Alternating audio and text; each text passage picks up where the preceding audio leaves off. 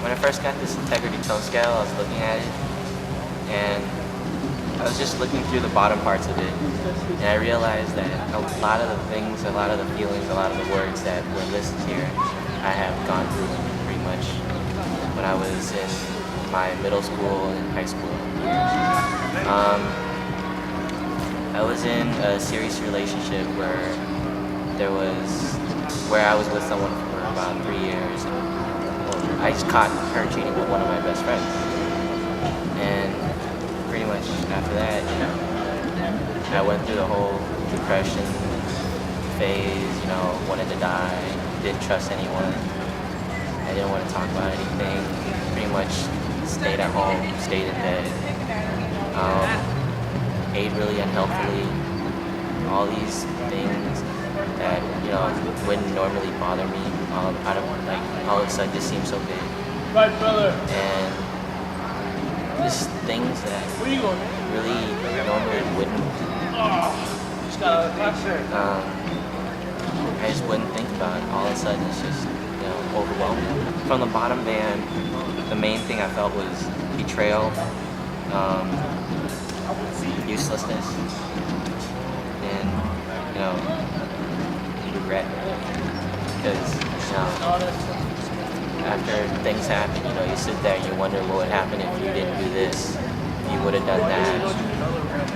How'd you get out? How'd you get up and out of that state? It took me a lot of time before I finally realized. Before I finally just said, forget about this. Ooh, the pits. The pits are the most horrible place to be, and when you watch TV a lot, that's exactly where you're thrown. So in this unhealthy state of integrity, we are at war with ourselves and with others. We recommend that a job or a relationship that causes us this kind of pain be ditched as soon as possible. Be aware that attachment keeps us in this lowest state of integrity. We meditate to detach from the thoughts that keep us stuck here. Find yourself a quiet place where you can sit comfortably. Close your eyes, observe and follow your breath, your natural breath, rising from your throat until it arises from your lower body. This may take some time, but it takes about 40 minutes if you really do it right.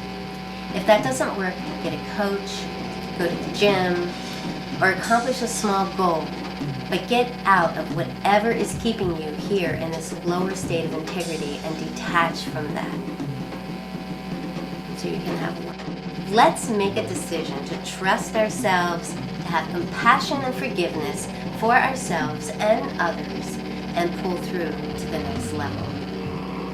So what about the movies out there these days? Do you think that harms or throws people into the pits? Or I think it very well can. I know there are some movies that I've seen that are just tremendously upsetting, and maybe sometimes we need to be upset, but other times there's no reason for us, and it upsets us by putting us into the pits and thinking very negatively and so on.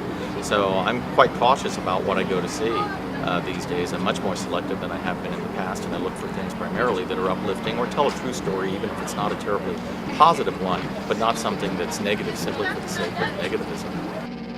In this state of integrity, we feel kind of numb and lost, given that we just got out of the pits. Our minds are not picking on us anymore, and we are looking for someone or something to surrender to, but we are too overwhelmed to ever dare to allow someone that kind of trust. So we become apathetic. We drop out and do not participate. It is good to pause here for a moment and recognize the space we are in. Acceptance will move us up the scale. Again, we gotta decide to trust ourselves, use forgiveness and compassion if necessary, and tell the truth about our experience, at least to ourselves. moving up the scale may not be fun for our ego, but it develops the spirit necessary to break out of the mindsets produced by TV, bad films, and the triggered behaviors that got us here in the first place. This is a healthy place to be, considering where we just came from. It hurts to feel like a burden to others and to seek solace, and it really bites when we can't get any help from anyone else. Thankfully, we've got ourselves. 9 years ago, I'd been in a 18-year relationship, suddenly, and that sent me spiraling into all of these lower states of integrity at one time or another. First and foremost was the disloyalty band 4, which is grief. The problem recognition here is a burden, and everything, just the responsibilities of day-to-day living became such a burden to me that I was really not competent to take care of myself. And I just had to, there was no way around just being present to my own grief before I could move up. Grieve our grief. Feel our feelings honestly. Accept that we may not have any help and there is no hope. And trust that we can pull through this and we will pop out of here.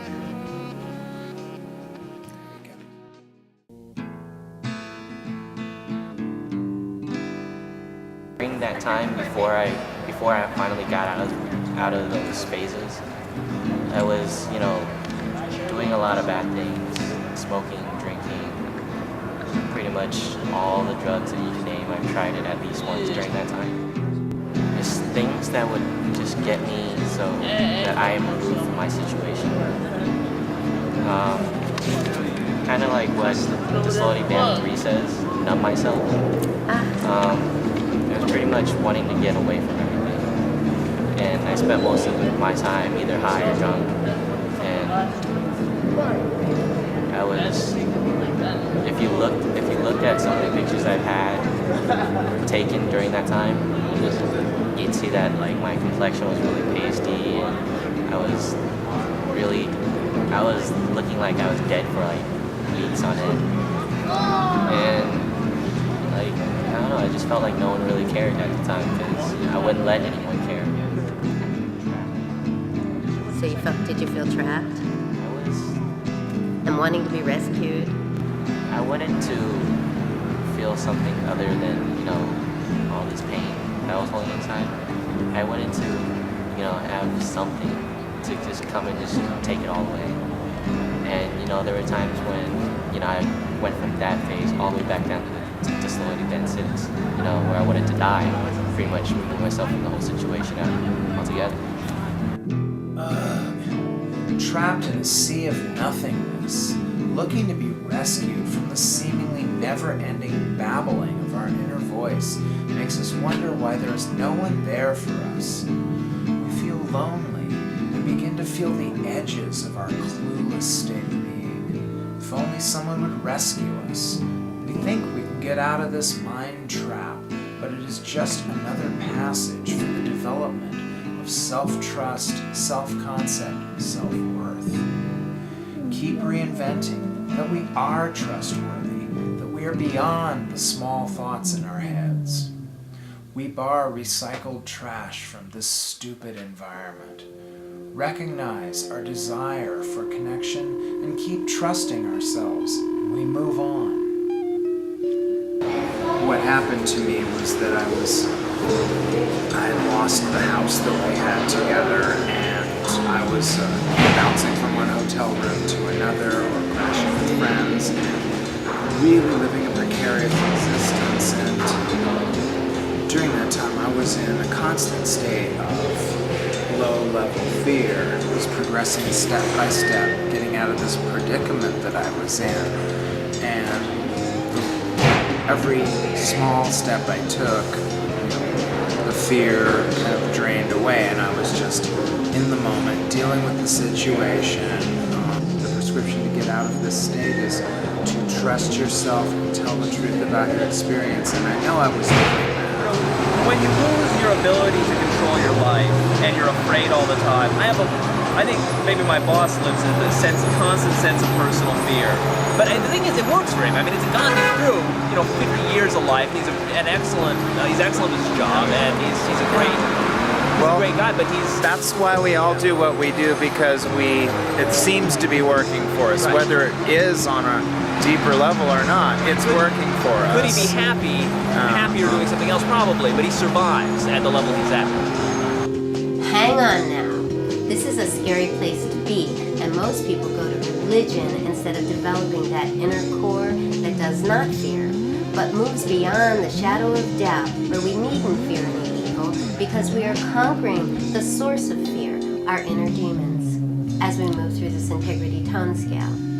We may be worried, threatened, or crave protection, but the protection we are seeking is from our own internal critic, or thought police, programmed into us since birth with ideas of original sin, etc. We gotta trust ourselves, tell the truth to ourselves and to others, and keep on trucking past this scary and illusory dude. This is the last stage of being disloyal to ourselves. After having gone through so much mind crap to get here, we tend to get a little PO'd that we were in disloyalty in the first place. We begin to wonder, what is this crap all about? Who made it this way? How will it end? There seems to be some sort of conspiracy as people appear to demonstrate stealth, escape observation. Now, the ability to deal with ambiguity is a sign of mental health. In this paradoxical place, we will find ourselves all over the map with our feelings and thoughts before we decide to once again trust ourselves and go for results. Invent some cool goals and keep trucking. You really cannot be powerful or accomplish much if you're stuck in this area of just being resentful of everything.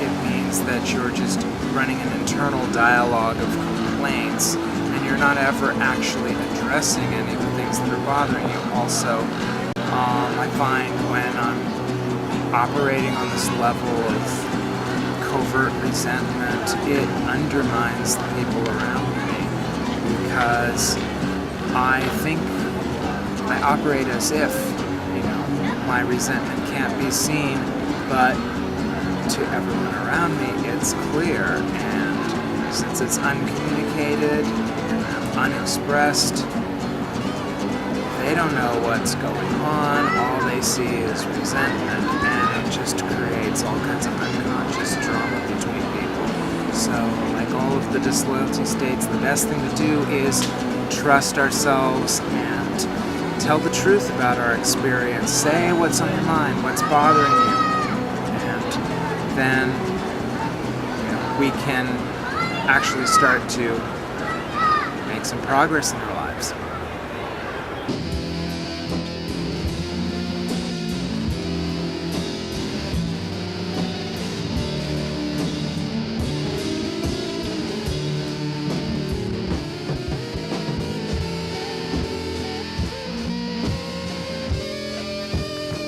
This state of integrity signals the first taste of getting our power back.